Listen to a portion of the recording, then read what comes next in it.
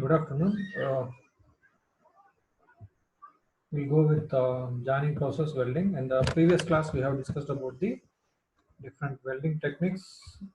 That is gas welding. Sir, 1 second, sir. Yeah, tell me. So, like, In the last class, we discussed about the gas welding, and today we will be discussing about the TIG MIG welding. That is the inert gas shielded welding. So, in the last class, we discussed a brief about the TIG welding as well as MIG welding. So, we'll go with yeah, TIG welding. I think we're discussing about the TIG welding. This is similar to the arc welding. As we told that TIG welding is non-consumable electrode will be used in this case. In the tungsten act as a non-consumable electrode, but this will help us. It acts, it produces the arc and then fills the gap between the two pieces, work pieces. So here, the non-consumable tungsten electrode is used to establish the arc. Okay, and because this is used for only establishing the arc, if you may use the filler material in this case or may not use also. Sometimes the filler metals will be used to join the two pieces. Okay, so here and of course the inert gas and all as per the requirement of additional filler means because depending on the requirement only we can use the filler metal, otherwise we cannot use the filler metal. Only the heat produced by the tungsten arc will be enough to join the two metals. So it is the melting point of tungsten, it is around 3400 degrees Celsius. So that heat is enough because we are going to produce around heat which is enough to join the two metal pieces. And also this is suitable for welding the most of the metals and alloys. This welding, TIG welding is used for metals and alloys. Okay, except lead and zinc, and it is also observed as IG welding. IG welding, W stands for tungsten. Okay, and MIG welding, similar to this TIG welding, whereas the difference is here the MIG welding we use the electrode. We use the electrode, means consumable electrode we are going to use. And also here the electrode wire is fed through the welding head only. Welding head or welding gun we can call it as. Through welding gun we are going to supply this metal wire, filler material or electrode, which is going to be acts as a filler material between the two workpieces. And the feeding speed of the electrode wire is adjusted according to the welding speed. Means the feeding speed means as it is coming towards the through feeding mechanism. Through feeding mechanism, we are going to feed the electrode, and the speed of that feeding mechanism should be equal to the welding speed. So this is used for the welding of carbon steel, low alloy steel, stainless steel, and alloys of the metal exhibiting the resistance to heat. And this is the first we'll discuss about the metal inert gas welding. In the metal inert gas welding, will be the components are required in order to have this MIG welding. One is the electrode we require, and the inert gas supply, so that it produces what it is going to produce the gas shielding here, protective gas shielding here.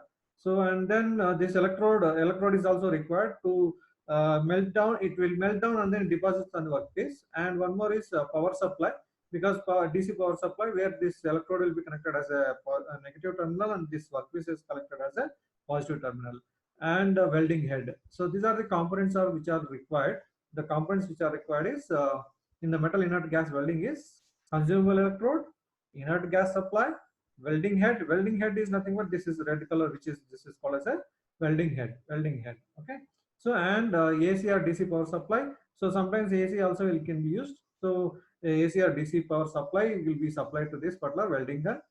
Then electrode feeding mechanism. This is very important. Electrode feeding mechanism is nothing but, suppose if you want to join the n number of metal pieces, so every time you cannot feed this electrode to finish up the welding process. So what I do is I'll provide a spool, and then from this spool, means it's a kind of, the wire is electrode is going to be in the form of rounded around a particular thing, and then that will be supplied by using the mechanism. So that I'll show you how it can be used.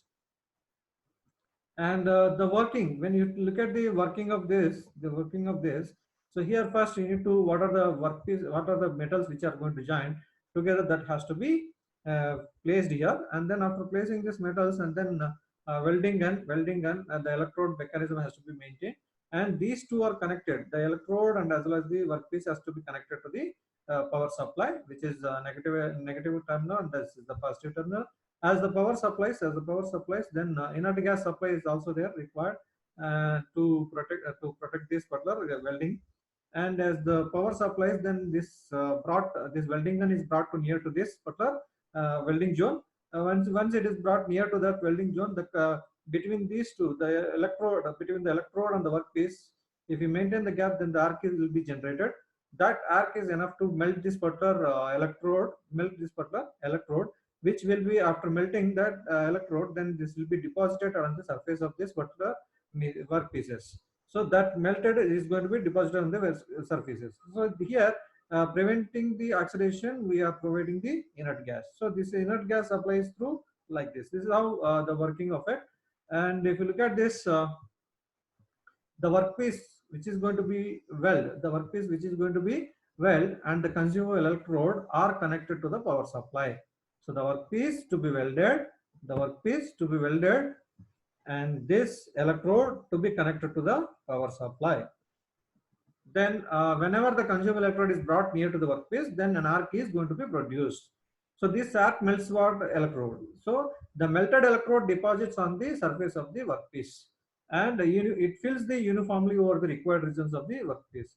An inert gas supply is provided. Why the inert gas supply is provided? To prevent the oxidation. So an inert gas supply is provided around the electrode during the welding process, and it forms a gas shield. There is a gas shield which is going to be protect from the external atmosphere. The type of electrode is used and the shielding gas used primarily depends on the material which you are going to be welded.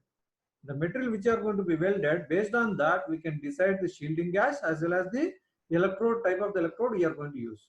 So in many cases, shielding gases may be mixture of many gases. And if you are going to here, as I told you that feeding mechanism is provided when you are going to join more number of workpieces. If many workpieces are to be welded, continuously, an electrode spool in the form of coil, which is surrounded by a kind of tube, and the form of coil is used. Consumable electrode is continuously supplied from this spool by a suitable feeding mechanism. We'll show this one. I'll show how it will work out. And in MIC welding, consumable electrode itself acts as a filler material. So we don't use the separate filler material as you do in the tungsten inert gas welding. So tungsten inert gas welding, as I told you that tungsten acts as a non-consumable electrode. So we have to use the other electrode material. So but in the MIC welding, we are supplying the electrode as a consumable electrode that itself is going to be melt and then fill the gap between the two workpieces. So no other filler material is required in the case of MIC welding. And what are the advantages of this? Metal inert gas welding has the consumable electrode are easy to feed through feeding mechanism, and no filler rod is required because this consumable electrode itself acts as a filler rod, and welding is very simple, and inert gas shield protects the weld automatically. And then what are the disadvantages of inert gas welding? So improper welding may lead to the floating of solid impurities over the liquid weld. Okay, if not handled properly, weld may become porous. Porous in the sense it can give a spongy structure. And MIC welding exposes welders to hazardous gases. Okay, in this case, because the filler material is acts as a consumable electrode material, it is going to be produce the hazardous gases as well. Care must be taken to avoid the formation of less ductile welds. Less ductile welds in the sense, if it is the carbon content is going to be enter into this welding zone, automatically it becomes brittle in nature. So you should be take care of that. Workpieces and electrodes should be kept clean before welding. Workpieces and electrodes should be kept clean before welding. I think you have seen how it works, that MIC welding. Now we move on to the tungsten inert gas welding. So tungsten inert gas welding is nothing but where we are going to use the tungsten as a non-consumable electrode. So if you look at this, the components which are used in this particular tungsten inert gas welding is, so power supply, non-consumable tungsten electrode, inert gas supply, filler rod, and welding head. See here, we are going to use the additionally the filler rod. When compared to the previous diagram here, this is the consumable electrode, feed rod, or we can call it feed rod. So we are supplying through spool and feeding mechanism. Okay. So here this tungsten inert gas welding, this electrode will be act as a non-consumable tungsten electrode. Non-consumable tungsten electrode. So additionally, what we are doing is here, because we don't have the consumable electrode, we are going to use the filler rod here. We are going to use the filler rod to fill the gap by melting on the surface of the workpieces. And inert gas supply, of course, we need to have for the supply of the gas. We need to, as you seen the video, we need to supply the gas through power cylinders. So here, and power supply, we need to supply either AC or DC. As you told, that electrode will be act as a, I mean, if it is a DC supply, electrode will be act as a positive terminal, and then workpiece is acts as a negative terminal. And here this arc is going to be produced between the tungsten and workpiece. When it is brought near to the workpiece, then arc is produced. This arc is enough to melt this particular filler rod. The arc heat which are going to produce by the electric arc, that heat is enough to melt this particular filler rod. So these are the components, and if you look at the working, the workpiece to be welded is placed on the work table. The consumable, non-consumable tungsten electrode and the workpiece are connected to the power supply. Means the workpiece which are going to be welded, that has to be placed on this particular workpiece, and this is connected to the terminals, the power supply. Workpiece and the non-consumable tungsten electrode both are connected to the power supply. Next is, as the electrode brought near to the workpiece, means this is the electrode which is near to the workpiece, and as the current supply means an arc is going to be produced with the help of this particular tungsten electrode. This arc is used for melting and welding the workpiece. Tungsten has a high melting point around 3000, as I told you, 3400. So 3422 degrees Celsius. Tungsten has the melting point. Hence, tungsten does not melt during the welding process. And in tungsten inert gas welding, filler rod may or may not be used. Sometimes the heat itself is produced by the tungsten inert gas, tungsten electrode, that itself is enough sufficient to weld two materials. So we need to use, depending on the applications, we need to use the filler rod as well. So the usage of filler rod depends on the nature of the workpiece to be welded. And if filler rod is used, it is continuously melted by the arc and fed into the weld pool. So inert gas supply is constantly provided to provide the shielding. So around the electrode during the welding process. So the inert gas forms this shielding as well as around the weld, and it protects the weld from the external atmosphere.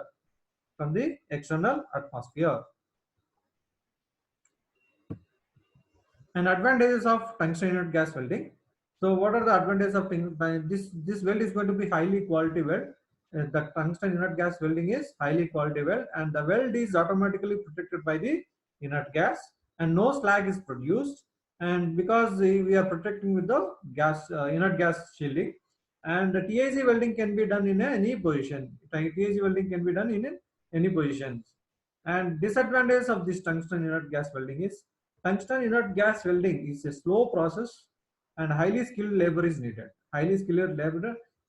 To get the welding, and also welder is expert to huge intensity of light. While doing the TIG welding, we'll get the high intensity of light, and so the welder which is going to be weld the pieces is exposed to huge high intensities of light. And TIG welding is more expensive when compared to the MIG welding. It is going to be more expensive when compared to the MIG welding. In this exercise, you will learn about the TIG welding process. The main equipment required for TIG welding are AC or DC power supply, welding torch, electrode, shielding gas cylinder, cooling system, and a remote current control. Welding torch utilizes a non-consumable electrode. This electrode is made up of tungsten metal. The tungsten has the highest melting temperature of 3400 degrees centigrade. The diameter of the electrode may vary between 0.5 and 5 mm, and their length may vary from 75 to 150 millimeter. The welding torch is connected with cables to the power supply and with the hoses to the shielding gas source and cooling system. When the power supply is switched on, power is transmitted from power source to electrode and generate an arc between electrode and workpiece. The thermionic action maintains the stable arc and helps to transfer the heat away from the electrode. The tungsten electrode of melting point 3400 degrees centigrade can support an arc temperature of 6000 degrees centigrade without melting, since most of the heat is carried away from the electrode by thermionic action. Due to the high temperature of the arc, the metal edges get melted and joined together. The metals are also joined by using filler rod.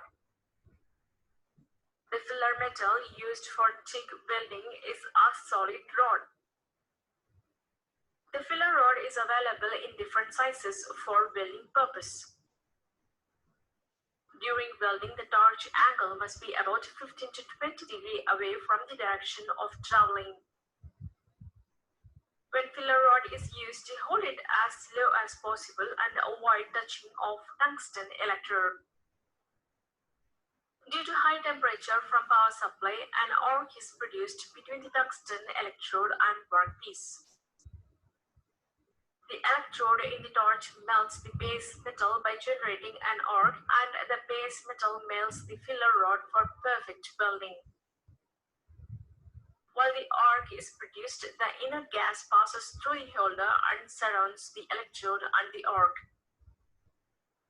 The pressure of the sheeting gas can be adjusted by gas regulator in the cylinder from 25 to 80 pounds per square inch.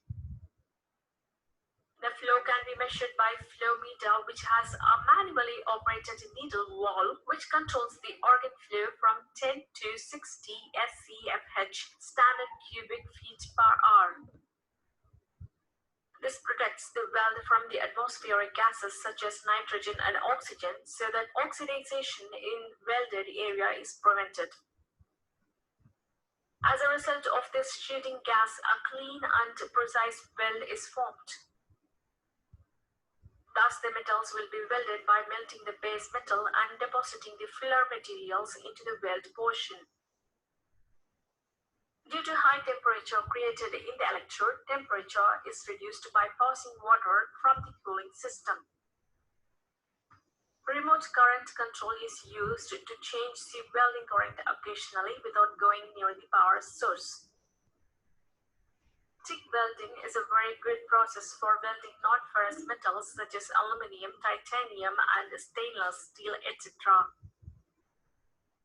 Thus, you have learned about the TIG welding process.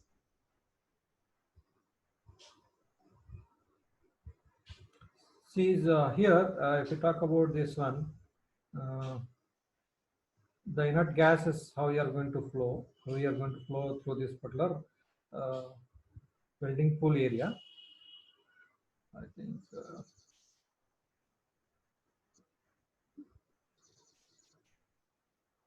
Yes, see. So this is how the inert gas is supplied at a high pressure so that it can create a gas shield. So this is the gas shield, which you can call it as to prevent the oxidation, and it will be carried. It will be supplied entirely when the welding gun travels from here to there, here to there. So this is the gap which is maintained, and then this filler rod is going to be consumed. This filler rod is going to be consumed in this case. But this argon gas, which is the argon gas, which is not come in contact with this particular filler rod, but there is no reaction, because that is why it is called as inert gas. So it is only acts as a shielding. It is only acts as a shielding. But when you bring this filler rod near to this particular tungsten electrode, it should not touch, because the tungsten electrode will get damaged. So it should not bring near to this surface. So this is how the TAG welding works. And once again, one more. TIG stands for Tungsten Inert Gas Welding. The American Welding Society calls this process gas tungsten arc welding, or GTAW. You might also hear it called Healy arc welding. TIG welding uses a tungsten electrode.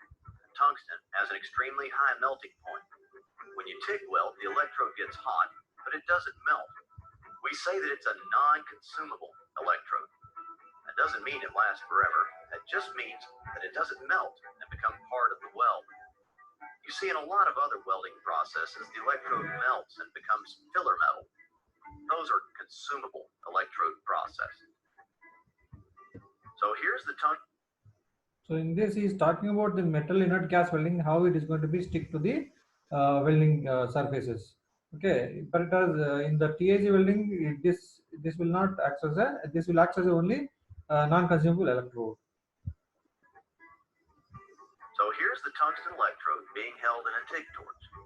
The electrode slips into a collet. The collet tightens up against the collet body. You can adjust the length that the electrode sticks out of the holder by loosening up the end cap. When you tighten the end cap, the collet clamps down on the electrode. TIG works by melting the base metal. That is, the metal that makes up the two pieces that are to be joined. The heat is generated by an electrode. So here, by melting these two metals at this particular area, then so that it can be joined together. By solidification, we can make Like it an as. arc that forms between the base metal and the tungsten electrode. You can control the amount of heat with a foot pedal or with a thumb wheel on the torch. For most metals, the current is direct current, or DC power DC. supply or AC power DC supply. is like the current flowing from a car battery. One wire is always the negative and one is always the positive. In DC TIG welding, the electrode is usually negative and the workpiece is positive. The term DCEN is used for this, indicating that the current is DC, the electrode is negative. This is also called straight polarity, but DCEN is a more descriptive term.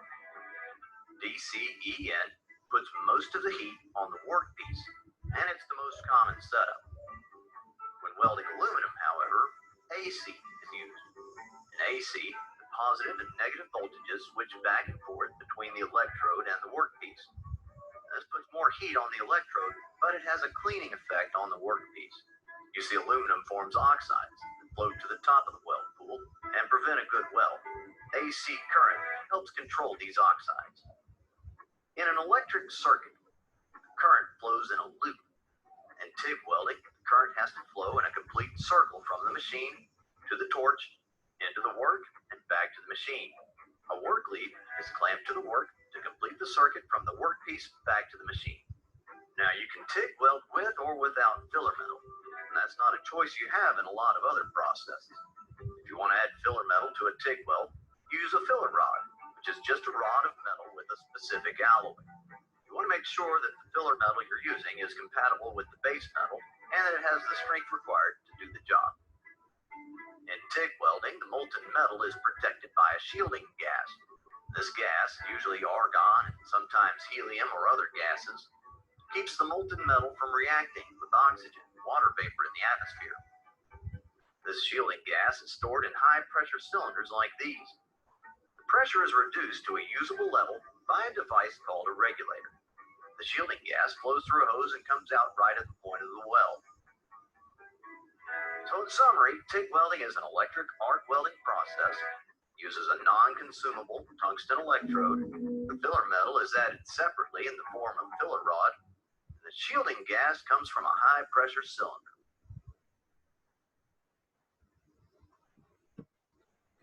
So application of tungsten inert gas welding. TIG welding is used for welding the variety of metals. Some of them are, as we discussed in the video, so the aluminum metal, aluminum alloys, and titanium metals, and then as well as we have used the stainless steel also. So stainless steel, alloy steels, aluminum, titanium, copper, magnesium, nickel alloys. All these kind of metals will be joined using the TIG welding. Okay, titanium is very hardest, and then but we can use the tungsten inert gas welding so that we can join the two metal. And also we have advancements in the welding process, which we can talk about the friction stir welding and all those. Okay, so with this I can stop today.